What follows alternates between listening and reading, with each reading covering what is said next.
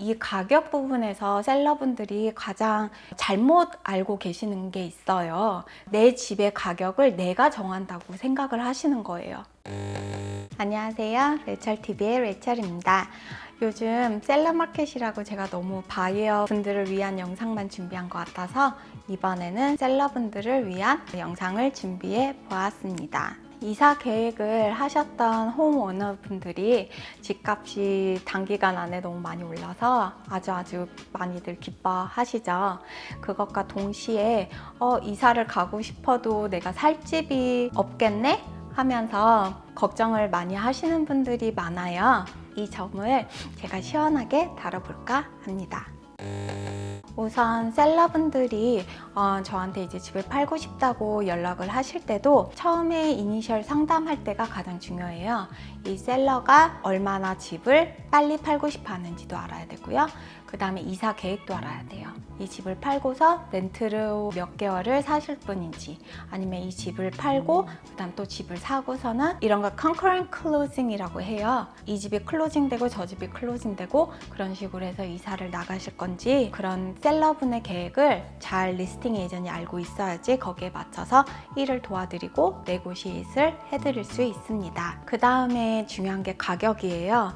이제 리스팅 에이전트가 보통 저도 그렇고 셀러를 만날 때는 그 주변 시세에 맞게 이제 가격을 컴을 뽑아가요. 저희가 뽑는 거는 그 감정사들이 뽑는 것처럼 자세히는 아니지만 대략 그 정도 사이즈가 그 동네에서 1마일 안에 지난 3개월에서 6개월 동안 팔린 집들을 다 이렇게 뽑아가지고 스퀘어풋당 프라이스를 캘큘레이트를 해서 집 컨디션이 좋은 집은 이 정도까지 팔렸지만 보통 집은 이 정도까지 팔렸고, 일단 집 컨디션이 안 좋은 집들은 이 정도까지 팔렸습니다 라는 거를 이렇게 뽑아가지고 손님한테 셀러분과 상담을 하러 가죠.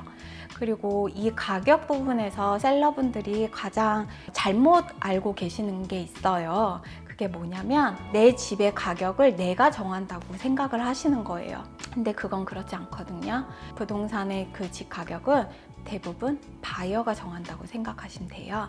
이번 마켓에 굉장히 핫했을 때 우리 집 밸류는 75만 불이라고 생각했는데 막상 오퍼가 들어왔는데 80만 불, 85만 불까지 들어온 경우가 있으셨을 거예요. 그래서 내가 생각했던 것보다 밸류가 더 많구나. 그런 것도 다 바이어가 결정하시는 거니까 집 가격은 항상 마켓 프라이스로 내놓는 걸 저는 레커멘드 해드리고요. 바이어들이 쇼잉 중에 이 집은 내 생각엔 이것도 고쳐야 되고 저것도 고쳐야 되고 저것도 고쳐야 되는데 업그레이드도 하나도 안 했는데 이 가격은 좀 비싸게 내놨네 하면은 이제 오퍼가 안 들어오거나 바이어들이 가격을 좀 깎고서 오퍼를 쓰는 경우가 많겠죠. 하지만 딱 와서 봤을 때 이 집은 가격보다 업그레이드도 너무 많이 됐고 내가 손댈 게 하나도 없는 집이구나 했을 경우는 이제 경쟁에 붙는 거죠. 그랬을 때 이 집은 나는 I'm willing to pay like $50,000 more 아니면 $100,000 more 이러면서 경쟁이 붙는 거죠.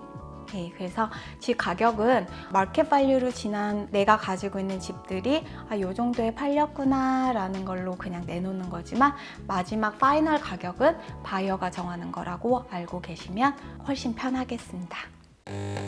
이제 가격이 정해졌으면 보통 셀러 마켓일 때 정말 많게는 30개, 40개도 오퍼를 받아보셨겠고 아니면 한 적게는 정말 한 4, 5개 정도 오퍼를 받으셨을 거예요. 그러다가 에스크로 진행 중에 깨지는 분들도 굉장히 많이 경험을 해주셨을 텐데요.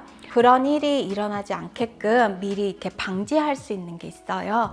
그거는 바로 오퍼를 왔다 갔다 카운터 오퍼를 주고 받을 때예요. 가격이 내 생각보다 너무 많이 들어왔다 했을 때는 카운터 오퍼를 보내서 너네 감정 컨틴전시를 다 리무브해. 그래서 너가 지금 오퍼 쓴 거에 그 가격으로 무슨 일이 있어도 클로징을 할 수 있게끔 그렇게 해 라고 카운터 오퍼에 그렇게 쓸 수가 있고요. 그랬을 경우 나중에 감정이 안 나왔을 경우 바이어가 그걸 가지고 에스크로를 캔슬하거나 그럴 수가 없죠. 하지만 이러려면 바이어가 로원이 어프로브가 돼 있고, 그 다음에 다운페이가 인오퍼 한가를 또 봐야 돼요.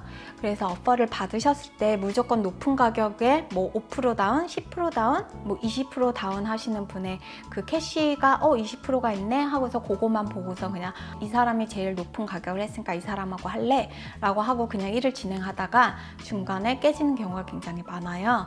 그러니까 그러지 않게 서로 시간 낭비하고, 셀러 쪽에서도 만약에 집을 샀는데 우리 집이 깨지면 저쪽도 깨지는 거니까 그런 불상사가 없도록 해야 되겠죠. 그러려면 오퍼를 봤을 때 프루프 오브 펀드라고 바이어가 가지고 있는 뱅크 스테이먼을 리스팅 에이전트한테 보여주게 돼 있어요.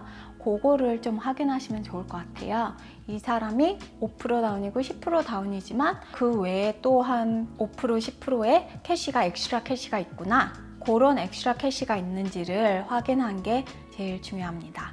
그리고 에스크로 기간도 셀러가 이 집이 클로징 된 다음에 또 다른 집을 사는 건지, 아니면 그냥 이 집 클로징 한 다음에 그냥 렌트를 나갈 건지, 그런 것도 오퍼를 주고받는 기간 동안에 내고가 다 이루어져야지 에스크로 기간 동안 편해요. 그러니까 예를 들면 레이첼 씨, 저는 이 집을 산 다음에 다른 집을 살 건데요. 근데 그 집이, 제가 지금 마음에 든 집이 있는데 그 집이 좀 공사가 필요해요. 그런 경우도 있겠죠. 그런 경우는 에스크로 기간 짧지만 셀러 인 포세션이라고, 셀러가 이제 에스크로가 끝난 다음에도 바이어한테 단기간 렌트 비용을 내던가, 아니면은 이번 봄에 정말 셀러 마켓 너무 핫했을 때는 바이어가 정말 무료로 한 달까지, 정확히는 29일이에요. 29일 정도까지는 셀러가 그냥 자기 집에서 에스크로 클로징 한 다음에도 머무를 수 있게 바이어가 허락을 해주는 경우가 많이 있었죠. 이런 텀이 한번 오퍼가 에스크로가 열리기 전에 다 니고시에이트 돼야지, 에스크로가 열렸을 때 중간에 일이 틀어지는 경우가 거의 없습니다. 그래서 이게 굉장히 중요해요. 그리고 카운터 오퍼를 보내는 또 다른 이유는 그때 이 바이어가 얼마나 내 집을 원하는지를 또 알 수가 있어요. 카운터를 보내는데 조금 민기적거린다거나, 아니면은 이제 카운터를 오퍼를 보내서 이제 보고서 좀 내가 굳이 이런 것까지 해가면서 이 집을 사고 싶지 않아 라는 바이어면 아예 처음부터 일을 진행을 안 하는 게, 나중에 에스크로 열렸을 때 바이어가 괜히 작은 거 가지고 트집 잡고 에스크로를 깨는 일이 없도록 방지하는 차원에서 굉장히 좋죠. 에스크로가 열리기 전에는 이 두 가지, 셀러 인 포세션, 그 다음에 감정, 컨틴전시 리무브 하는 거를 셀러 마켓에는 꼭 필요한 거예요. 보통 마켓이나 바이어 마켓일 경우는 거의 필요가 없죠.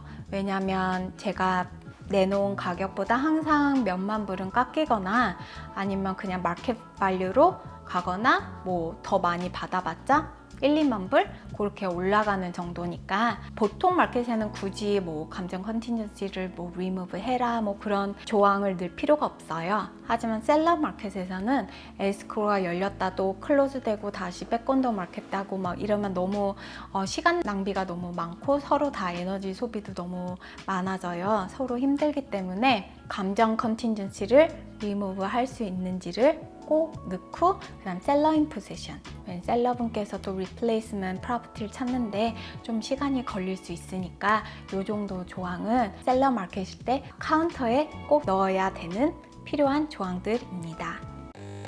그리고 이제 두 번째로 또 이제 중요한 거는 에스크로가 열린 다음이에요. 에스크로가 열린 다음에 셀러 마켓일 때 정말 봄에 보면은 감정도 다 리무브 했는데 감정가보다 5만 불, 6만 불, 정말 많게는 막 7, 8만 불까지도 막 감정이 안 나온 경우도 있고, 그 다음에 셀러가 더 욕심을 내셔가지고 아무것도 안 해주신 셀러분들이 있어요. 리페어 있어도 나 안 해줄 거야. 터마이트 나도, 터마이트 인스펙션도 너가 해. 막 이런 식으로 아무것도 안 해주시는 셀러분들이 있는데, 이 부동산이라는 비즈니스가 제가 해보면 셀러와 바이어 간의 그 릴레이션십을 저희가 중간에서 좀 이렇게 좋게 이렇게 연결을 시켜 드리는 건데, 너무 그렇게 마켓도 핫하고 바이어도 막 몇만 불씩 돈을 더 했는데 그렇게 하게 되면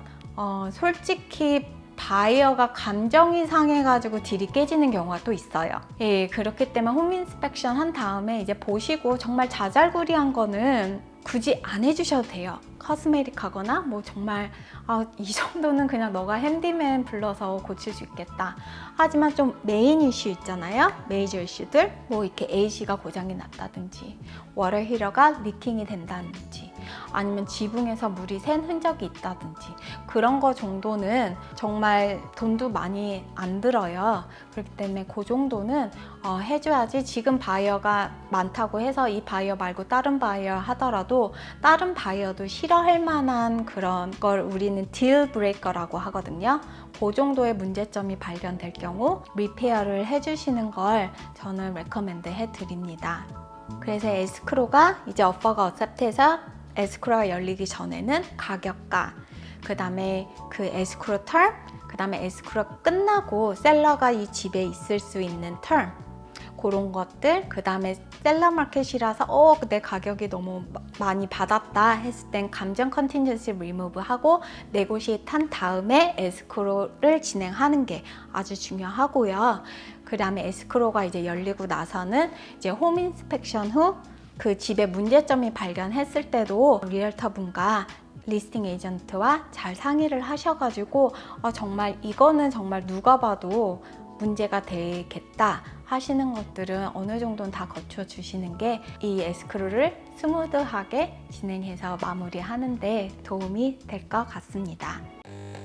그래서 이번 영상에서는 셀러 마켓일 때 셀러분들이 오퍼를 받았을 때 좋은 바이어를 오퍼를 고르는 방법, 그 다음에 카운터를 보내서 에스크로 기간이나 셀러가 머무를 수 있는 기간, 그다음 감정 컨틴전시 부분을 하는 방법, 그 다음에 에스크로가 열렸을 때 이제 홈 인스펙션 후에 좀 이제 고려해 보셔야 되는 점들을 다뤄봤는데요. 더 자세히 궁금하신 점 있으시면 댓글이나 전화 연락 부탁드립니다. 감사합니다.